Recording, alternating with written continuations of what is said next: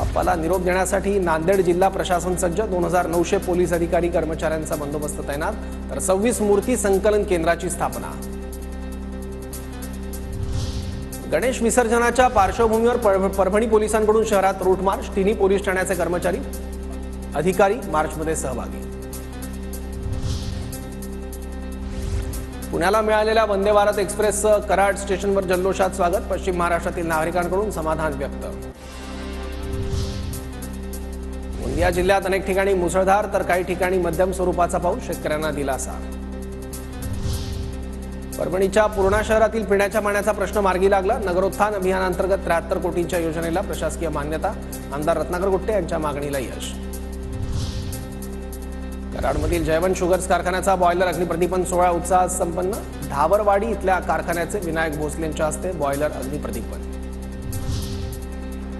गोंदियाच्या नक्षलग्रस्त भागातील देवरी ते चिचगड मार्गाला जोडणारा पूल खचला. रस्ता वाहतुकीसाठी बंद. बांधकाम विभागाचं दुर्लक्ष असल्याचा नागरिकांचा आरोप.